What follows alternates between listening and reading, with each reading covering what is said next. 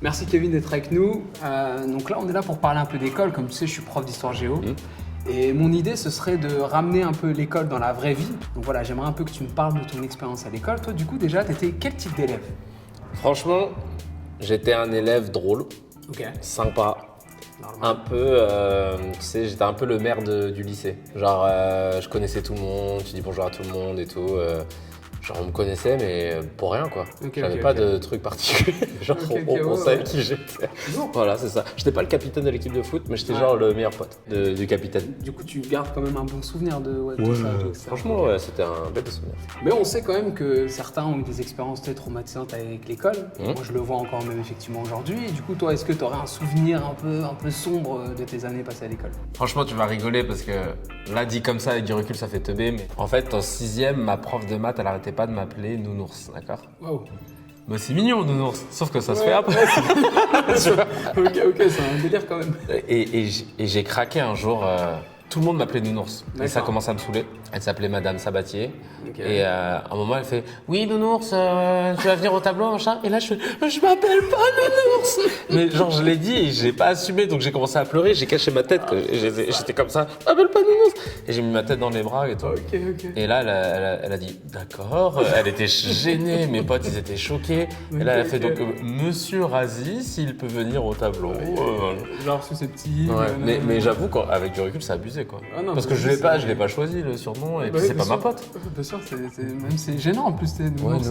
Du coup, Ouais, trop bizarre. Mais est-ce que de l'autre côté, est-ce que tu gardes alors peut-être pas Madame Sabatier ou est-ce que tu aurais eu un prof comme ça qui t'a marqué, qui t'a dit, genre avec qui tu as vraiment eu un rapport assez positif vis-à-vis de l'école? Ouais, Monsieur Gonzalez, je lui parle encore sur Facebook. Ah ouais? Ouais. C'est un délire. Ce sont les profs, hein, tu peux les avoir que là maintenant. C'était mon prof d'SES. Sciences économiques et sociales, et il avait zéro neutralité, c'est-à-dire que lui, il nous parlait, il nous taclait Sarkozy à tous les cours. Et il disait parce que le petit Nicolas, hein, il parle, hein, il s'en foutait. D'ailleurs, en plus, il nous avait dit, il avait même pas le droit de le dire, qu'il avait corrigé Sarkozy. Il nous avait dit qu'il avait eu des vieilles notes et tout, machin. Ouais. Et mais en fait, il était tellement engagé. Alors lui, c'est grâce à lui qu'on a découvert Thomas Piketty, etc. Enfin, c'est lourd quand même. Ouais, grave. Bien sûr. J'ai trop aimé en fait l'engagement qu'il donnait à ses cours, même si au final il n'était pas neutre, même si on comprenait qu'il était plutôt de gauche. Bah c'était cool qu'il soit passionné. En fait. Moi j'ai kiffé. T'as aimé le côté qu'il soit du coup authentique, il livre un truc, il n'est pas je suis juste un passeur de savoir. Bien sûr. Non, tu vois, il y avait lui et Monsieur Breton, lui c'était un prof d'anglais qui pareil, il voulait qu'on fasse des débats en anglais. Mais des débats de ouf. Genre, est-ce que il nous sort un truc. Il y a une statistique qui dit que 70% des élèves trouvent qu'on parle trop de la Seconde Guerre mondiale dans le programme scolaire. Qu'en pensez-vous? Et là, tout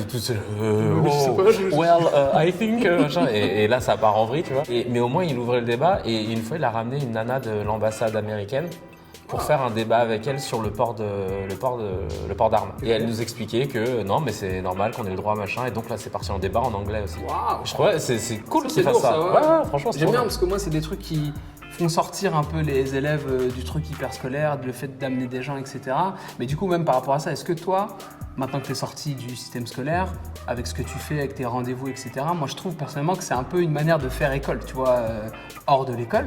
Mais est-ce que toi, il y a un truc quand même où tu te dis « Ah, si j'avais eu ça à l'école, ça aurait été vraiment stylé ». Honnêtement, le truc que j'aurais aimé avoir à l'école, c'est déjà des teddy aux couleurs de l'école. De ouf.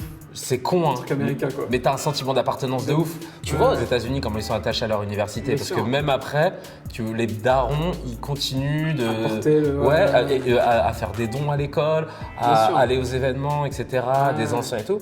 Et moi, j'aurais kiffé qu'il y ait ça et qu'on fasse une remise de diplôme pour le bac. Yes. Alors, ça paraît anodin, mais tu sais, la fierté de voir tes parents et la fierté des parents de voir. Il y en a qui vont dire, oh, ça, c'est que le bac et tout. Bah ouais, mais c'est déjà. Moi, c'est le seul diplôme que j'ai, par exemple. Donc, tu vois, tu le valorises. Ah, bien sûr. Et t'as envie de te taper, en fait, pour pas t'afficher, pour dire, putain, non, mes parents, potentiellement, ou alors ma tante, mon oncle, peu importe, mais la personne qui compte pour toi sera là et se dira, je suis trop content de voir mon fils, ma fille, autre, en train de célébrer son diplôme. Je pense que j'aurais kiffé ces deux choses-là. Avoir le Teddy de mon école, là, genre lycée Racine High School, et d'avoir une remise de diplôme, de jeter mon chapeau en l'air. Ouais, bien sûr. Ça, j'avoue, c'est lourd. Alors, je sais qu'il y a certains établissements, ils essayent de faire, tu vois, des remises de diplôme et tout. Moi, le collège dans lequel je suis, on fait des remises de diplôme à chaque trimestre. on ramène des DJ, des trucs comme ça, donc c'est un délire, tu vois. Mais il y a Kalash qui vient et tout. Pas Kalash, mais il y a des chanteurs de bouillon, tu vois. Nous, on a ramené des chanteurs de bouillon et tout. Mais c'est vrai qu'il n'y a pas beaucoup d'établissements et le fait peut-être de systématiser ça, ça serait un vrai délire. C'est vrai, hein. Mais du coup, maintenant, t'as quitté l'école, là, ça fait quoi, 10, 15 ans? J'ai 35 ans, donc ça fait beaucoup. Ça fait beaucoup plus. Et du coup, toi maintenant, qui as le regard professionnel, qui voit un peu peut-être des gens autour de toi qui font différents métiers, qu'est-ce que tu aurais à dire à l'école, que ce soit aux profs ou aux élèves? Je dirais qu'à l'école, tu vois, tu apprends à lire, tu apprends à écrire, tu apprends à parler, mais tu n'apprends pas à communiquer. Et je pense que ça, c'est quelque chose qui nécessite qu'on y prête un peu de temps. Et tu vois, j'ai un pote, il est parti vivre aux États-Unis, à Los Angeles, et il a foutu sa fille à l'école là-bas, dans une école publique. Elle a 7 ans. Maintenant, elle est un peu plus âgée, mais elle avait 7 ans au moment des faits. Genre, le mec, tout ça. C'est marrant, ça. Et en fait, déjà, quand ils arrivent à l'école, il y a un préau et sur le préau, ils ont fait une fresque sur le plafond et il y a écrit « Sky is the limit » avec un ciel ouvert, etc. Et déjà, juste en termes de développement personnel et tout, c'est trop cool de voir des phrases de style. Bien sûr. Et en fait, il m'expliquait qu'à chaque fin de cours, et c'est pas une école Montessori ou quoi, c'est vraiment l'école publique. Ouais, normal, bien sûr.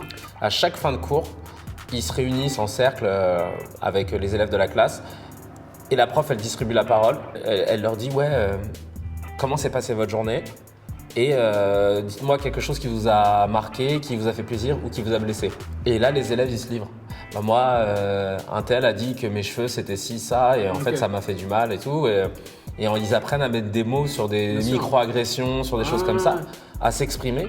Et du coup, de ne pas vivre avec des frustrations, parce que tu le vois, le nombre de gamins qui peuvent arriver même parfois à faire des dingueries, parce qu'ils vivent trop mal, parce qu'ils n'arrivent pas à exprimer leur trauma, etc. Que ce soit sur plein de plans. Donc je me dis franchement de faire des cours de communication, tu vois, de pouvoir parler à la fin d'une journée, de se livrer. Toi, t'as pensé quoi de ça? Tu ressens quoi? Dis-moi, machin. Et je pense que ça nous aiderait, ça nous économiserait des séances de psy après quand on sort de l'école. Et en sachant que tu as 13 millions de jeunes qui vont à l'école chaque année, t'imagines le nombre d'heures où on pourrait effectivement passer à décortiquer un peu les souffrances des uns et des autres. Et souffrances ou même juste de parler, d'apprendre à parler, de dire parce que tu vois souvent, il y a des gamins, ils vont subir des choses petits, de la part parfois de gens de leur famille, et ils n'oseront pas le dire parce qu'ils savent pas si c'est bien ou pas de le dire. Ils se disent peut-être que c'est pas bien de le dire, et là en fait tu prends conscience de la force de ta parole et de l'importance de tes mots. Donc c'est pour ça que c'est cool, je pense. Ouais, tu sais d'ailleurs moi ça me fait penser, je parlais avec un de mes collègues qui lui est pareil dans un petit collège pas loin de chez moi, et il me disait que ils avaient essayé avec sa principale de prendre le temps avec certains élèves qui étaient ciblés, tu vois. Il y avait des trucs bizarres et effectivement, il m'a dit 100% des élèves ciblés, ils ont vu qu'il y avait un truc, tu vois, un problème familial, un problème social, un problème même psy. Et tu vois, grâce à ça, ils ont pu ensuite aiguiller, tu vois. Et c'est vrai que de peut-être systématiser ça, que ce soit pas juste l'initiative d'un établissement, un truc comme ça, c'est vrai que ce serait, je pense, hyper important. Mais du coup, comme tu sais, j'essaye de faire un peu de contenu, le shot, etc., de proposer un peu d'histoire, un peu de géographie. Toi, t'es plutôt histoire ou géographie? Histoire. Plutôt histoire. Ouais, parce que l'espace rhénan, les maquiladora, machin, frère, tu vois. Non, c'est lourd la géographie, je peux pas te laisser faire ça. La banane bleue. Calopagne. C'est sale. Non, ça, c'est très très sale. Du coup, ok, toi, t'es plutôt histoire. Quel lien, toi, tu as avec l'histoire personnellement? Très concrètement, je pense que l'histoire nous permet parfois d'expliquer le présent, même très souvent.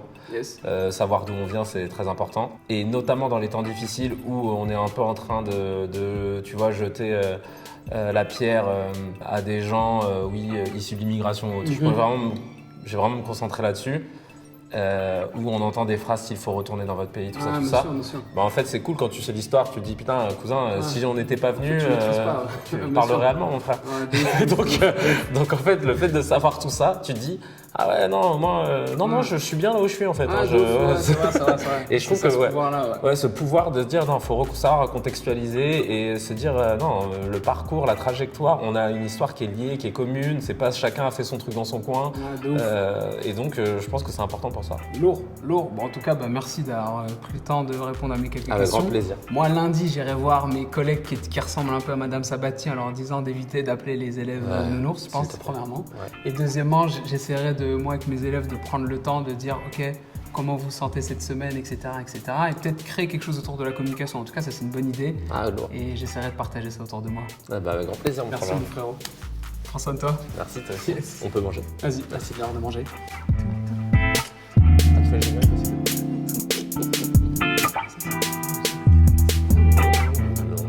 Non, on parle de ça.